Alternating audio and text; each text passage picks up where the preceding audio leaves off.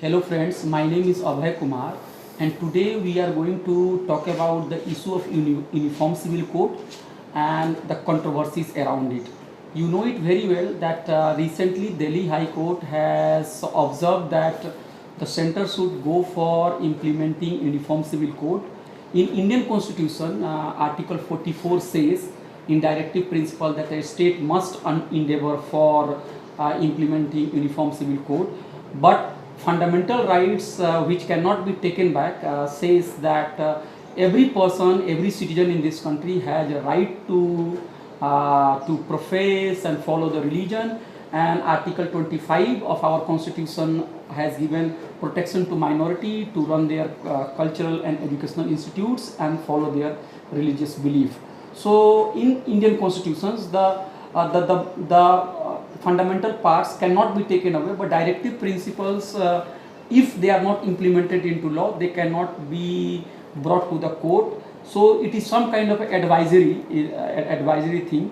And in directive principle, the constitution also says that government should work for bringing about a social system, a just social system, but government has never paid any attention to that. It has always raised issue which is controversial so that they could polarize society. We know that this government has failed miserably to give relief to people, particularly corona lockdown and pandemic, and also inflation and the mahangai, and also unemployment is rising. So they are going to take up this issue. We are going to talk this very important issue with Dr. Zafarul Islam Khan. He is eminent scholar of Islamic studies, a well-known journalist. He has been editor of Milli Gazette. Apart from that, he keeps contributing article for Arabic and English newspapers. Sir, thank you very much. Yeah, thank you. Sir, what is your reaction? Sir? Some people are saying that if in this country there can be one DNA, why can't there be one law? And they are also saying that Muslims are not accepting Uniform Civil Code. If they accept, the country will go for development and there will be peace in the society. What is your reaction? First of all, I differ with this assertion that there is one DNA in this country. I don't think that there has been any such study in this country, because we have many races living here. You have Eurasians, you have Indians, you have Dravid, you have Adivasis, you have tribals, you have other people, Mongolite people in the northeast. So I don't think that this assertion that there is one DNA, I think this is not correct. But we have same values, it is correct. We have same shared history, it is correct. We share a lot, which is very correct, and that is why we are part of this Union of India. The issue of Uniform Civil Code, it is, in my opinion, an artificial view, because having one single law does not make you a great country by itself. But the other qualities, that is justice, that is elevation of poverty, it does not have. These things do not have any bearing on Uniform Civil Code. I mean, this is a policy. I mean, economic policies, political policies, human rights, generalization of human rights. This has nothing to do with Uniform Civil Code. You see, Uniform Civil Code, the current government and also a section of the media portrays it as if it is a Muslim issue.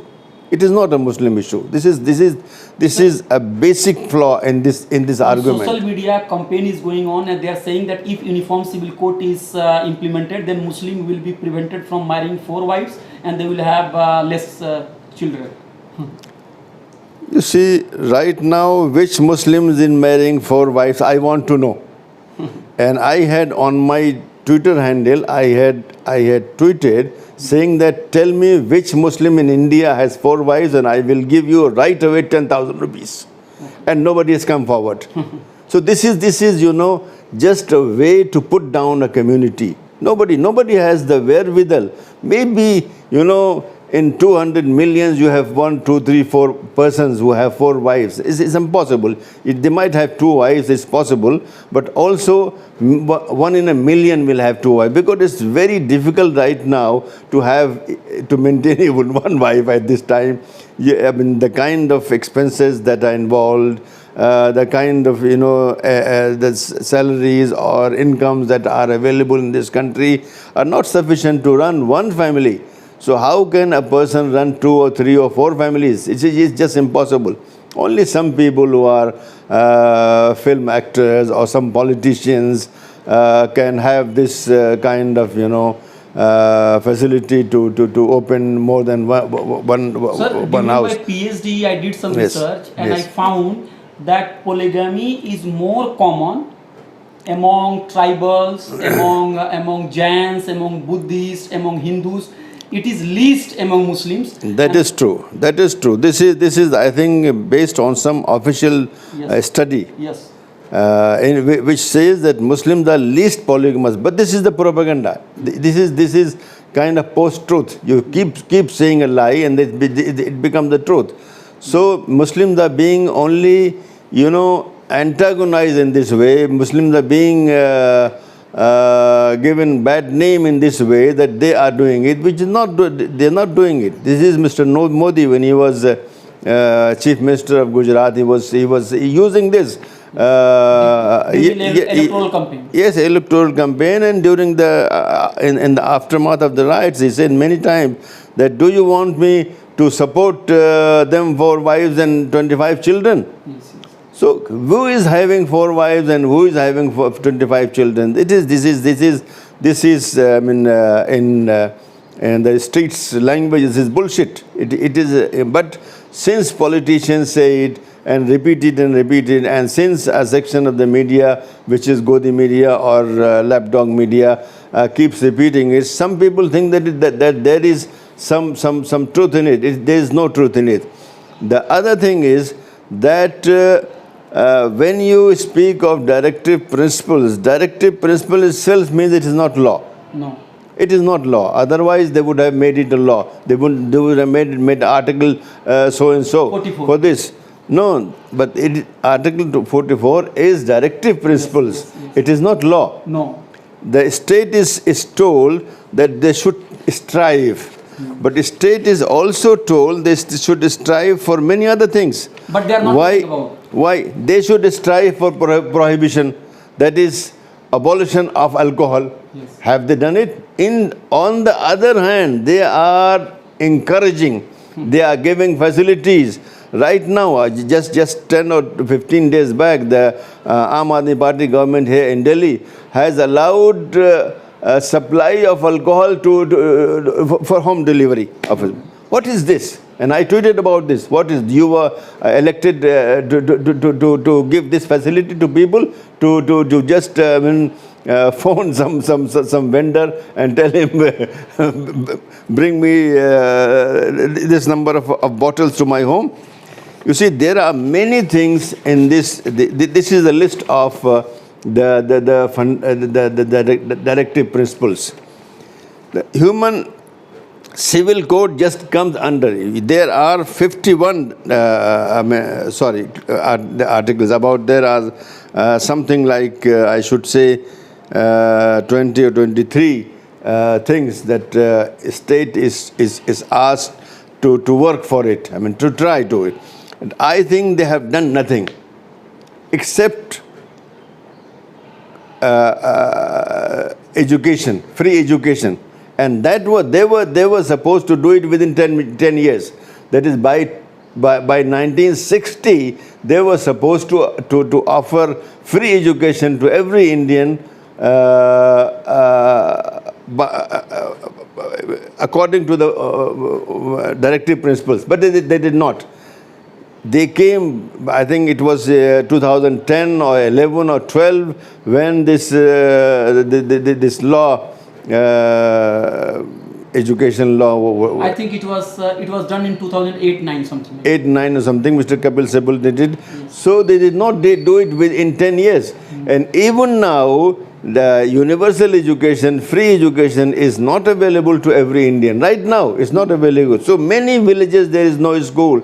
They cannot go to a town or to some faraway village to a school. The school should be there. In their own hamlet, in their own village, there should be a school. So even now, they are fake. So you want to say that the policies related to welfare of people, they are not taken. Are not taken seriously. It also says, one of these articles says that the state should work against accumulation of wealth in a few hands. Why? This government is doing just the opposite. It is working for the accumulation of wealth in a few hands, and we have got these reports coming that some people like Adani and Ambani, their wealth has increased during the corona. People are now hungry. People don't have money to buy, and so many businesses have gone bust. But some of people are making much more money. Billions, they're making more money during this COVID pandemic. So this government, what I want to say is that also this says, directive principle says that workers should have participation in industries. Hmm. Where is this? 70 years back. Even the labor laws are being withdrawn. Withdrawn. Parity in pay scale. One work, one pay. It is not applied here in India. Even in the army, it is not applied. So why they are so worried about only the uniform civil code? There are so many things. Do it from top. This is at the bottom. Do it. Start from the top and do it. This is one thing. The other thing is that it is not a Muslim specific issue. Mr. Moily, who was law minister under UPA, he said that there are something like 200 to 300 civil codes, that is personal laws in India. Not just one. It's not just one Muslim. There are many tribal, there are Christian, there are Northeast, there are Adivasi, and even among Hindus there are so many. There is matrilineal laws in the South. But many. But they are creating this impression that since uniform civil law is not enforced, Muslims are being guided by Sharia code. They are not following the code. Okay, Muslims are being guided by Sharia code.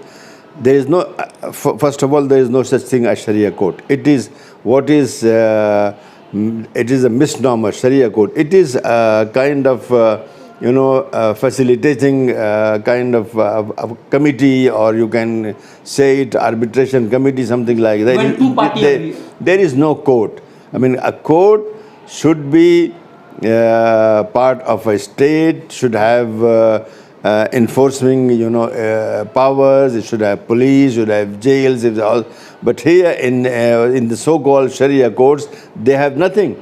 If any parties, of two parties or three parties, if any disagrees and say I don't accept it, that's it, nothing. And usually it happens. I mean, not usually.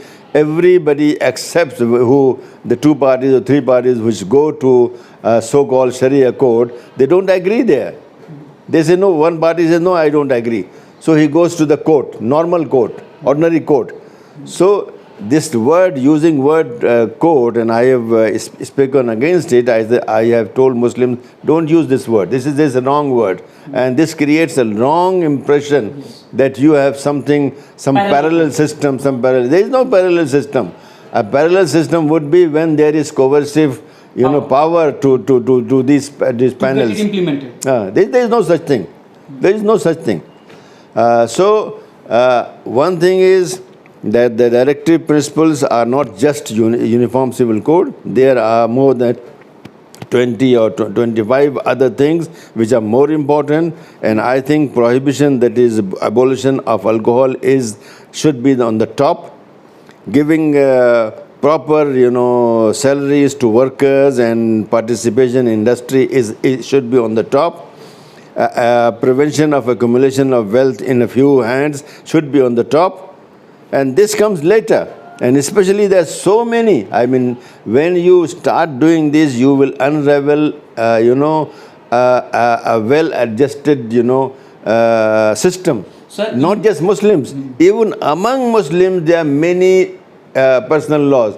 I mean, Mayos have their personal laws. Bohras have their personal laws. Shias have their personal laws. Sunnis have their personal laws. So there is no one thing. You will unsettle a big problem among Hindus, among Christians, among tribals, among Northeast peoples, among Muslims also, among South Indian, communities. So why do this? When everything is fine, everything is going, there is no Sir, problem. You told me some time back when we had conversation about Uniform Civil Code. Yes. You said that government or the ruling parties, they talk about Uniform Civil Code, but they have never brought any draft.